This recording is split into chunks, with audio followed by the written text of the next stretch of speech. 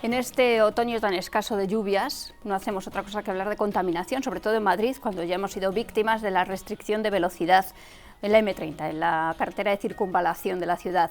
Domingo, hoy vamos a volver a hablar de contaminación por tercera vez. Solo hablamos del tiempo y de Cataluña. En las últimas semanas hemos tenido varios vídeos sobre el tema catalán, ahora volvemos a la contaminación, a los coches, a la energía, y vamos a hablar de las medidas que han tomado Manuela Carmena y Ana Botella en Madrid. El primer mensaje es este: Botella y Carmena. Yo tengo amigos que votan al PP que se ponen a quejarse, es que Carmena lo que está haciendo, y yo les digo, un momento, la gran mayoría de las medidas que está aplicando Manuela Carmena no las ha aprobado ella, las aprobó el anterior equipo de gobierno del PP. Y también los de Podemos, También tengo algunos conocidos de votantes de Podemos, del PSOE, que dicen, menos mal que ya se toma alguien en serio la contaminación. Y digo, no, quien se toma en serio la contaminación es Carmena y Botella, porque las medidas son entre los dos. Y además, en esto los partidos políticos a veces se meten unos con otros, pero en esto al final todos acaban haciendo lo mismo, que es ponernos restricciones a los ciudadanos. Y fíjate, mi primer punto es que algo de sentido sí tienen. Es decir, a mí el principio de quien contamina paga, es decir, una externalidad, me parece un principio justo.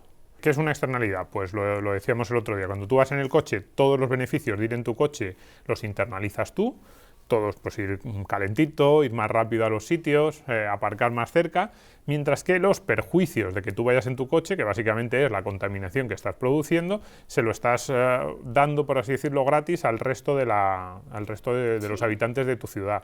Con lo cual, ¿tiene algún sentido decir, pues voy a ponerle un precio a la gente que va en coche para que esa externalidad que está generando y que perjudica al resto de los habitantes lo internalice él a través de ese precio? Sí tiene un sentido. ¿Cuál es el problema? Para mí, primer punto, sin catastrofismos, decimos aquí. ¿Por qué sin catastrofismos?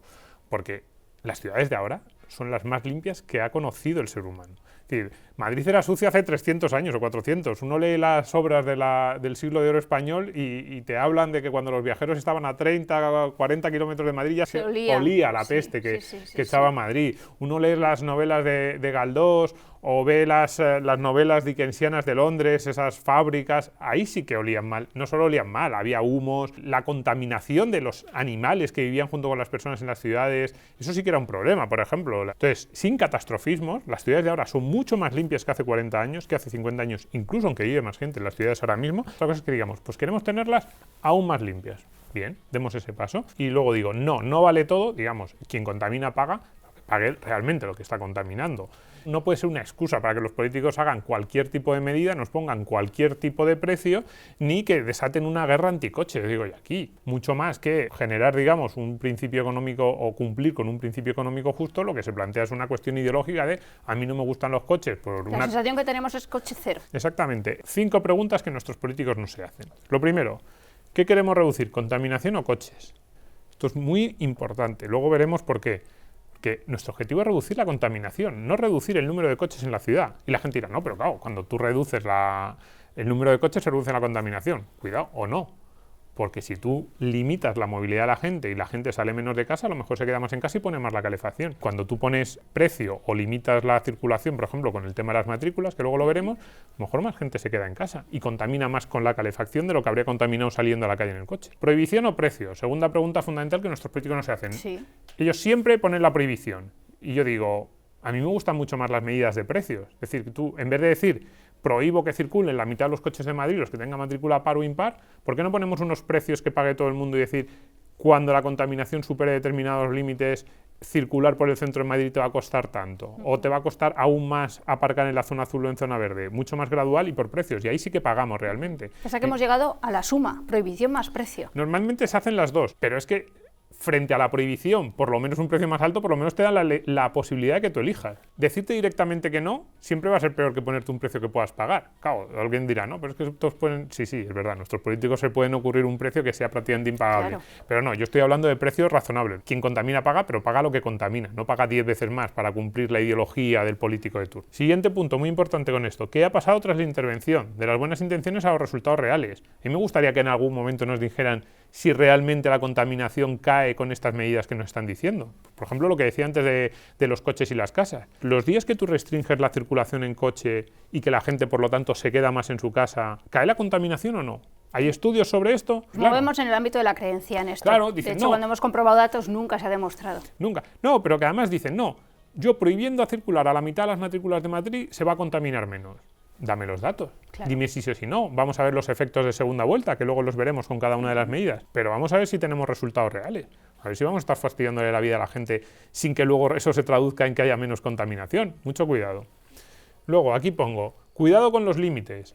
Y digo, 1 miligramo menos y todos contentos, 1 miligramo más y cerramos la ciudad. Las medidas en Madrid se han establecido alrededor de este valor de tantos miligramos por metro cúbico de NO2, ¿no? Sí. Lo que no tiene mucho sentido son ese tipo de medidas que estás en 1 miligramo menos del límite que ha fijado el ayuntamiento y no pasa absolutamente nada, y te pasas 1 miligramo y la ciudad tiene que estar cerrada como si fuera una zona de guerra. Entonces, a mí me gustan mucho más las medidas graduales. En ese sentido, hay algunas medidas del Ayuntamiento de Madrid, estas que digo que aprobó Botella y que ahora aplica Carmena, que no están mal. Pues, por ejemplo, al pasar un determinado límite, lo que se hace es, te restringen la velocidad en la M30. Luego, al pasar otro límite, se prohíbe el aparcamiento en la zona azul y zona verde. Al pasar otro límite es cuando llega lo de las matrículas. Ese tipo de, o todo o nada, es evidente que no tiene mucho sentido. A ver, la contaminación yo digo a veces que es un poco como el tabaco. Si tú ahora mismo te fumas un cigarro, dices, ¿voy a incrementar mi posibilidad de tener cáncer dentro de 30 años por fumarme un cigarro ahora? No, cero, no implica nada.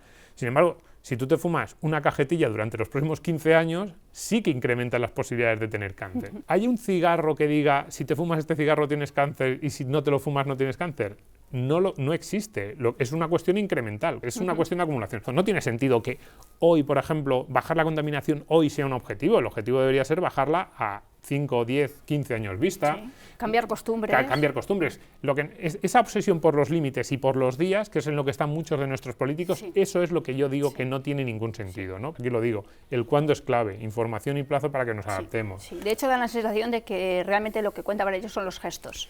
2 días de restricciones y luego ya el tercero abro al tráfico, aunque climatológicamente no ha cambiado absolutamente nada, ¿no? Por ahí va mi principal queja. Da muchas veces la sensación de que lo que quieren es el titular de estamos tomando medidas para reducir la contaminación contra los, y en este caso además contra los coches, que parece como una especie de mal absoluto ir en tu coche. Todo este tipo de preguntas van exactamente a lo que tú has dicho. Muchos menos gestos y más medidas reales que vayan contra la contaminación, partiendo del punto que hemos dicho antes, cero catastrofismo, nuestras ciudades son las más limpias que hemos conocido. Dicho todo esto, vamos a las medidas concretas de Carmena y de Botella. Límites a la velocidad en la M30, 70 km por hora. Vamos a ir a la parte, digamos, más crítica, ¿no? Sí. A la parte que para mí falla más de cada una de las medidas. 70 km por hora es, de verdad, se reducen las emisiones. Y yo aquí sí que he leído a bastantes expertos, y los expertos te dicen que esto de ir a 70, 90, que si todo el mundo fuera a 70 exactamente en la marcha justa que tiene que ir con las bajas revoluciones, sí se conseguiría, pero que eso en la práctica es inviable. Siguiente medida, prohibición al aparcamiento en el centro. Y aquí, repito lo que decía antes, mucho mejor con precios. Incluso aunque suponga pagar más en el largo plazo. A lo mejor alguien dice, bueno, si me prohíben 3 días aparcar en el centro y el resto se mantienen los precios actuales, me sale más rentable que si durante todo el invierno me suben los precios. Pues mira, yo prefiero que los precios sean más altos y que modulemos nosotros nuestro uso a que de repente un día que realmente necesitas, por lo que sea, acudir al centro de la ciudad, te prohíban por una cuestión arbitraria, no, hoy no se puede aparcar. Normalmente está modulado, o sea, ahora mismo aparcar en el centro es más barato si tienes un coche que no contamina que sí. Pues hagamos eso, pero incluso subiendo los precios.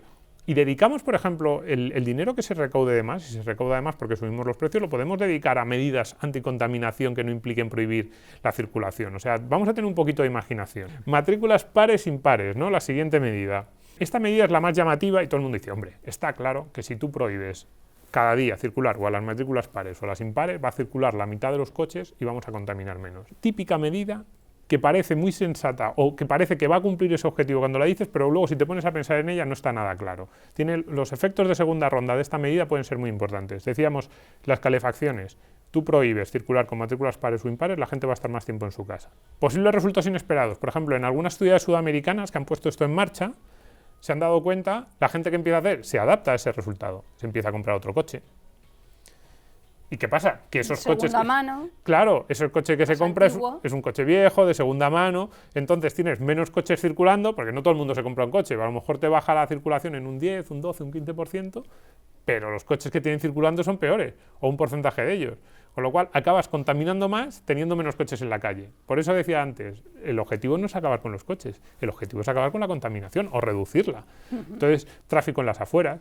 lo que haces es la gente buscando aparcamiento en los barrios periféricos en donde sí puede circular y ahí se acumula mucha más contaminación que afecta al conjunto de la ciudad.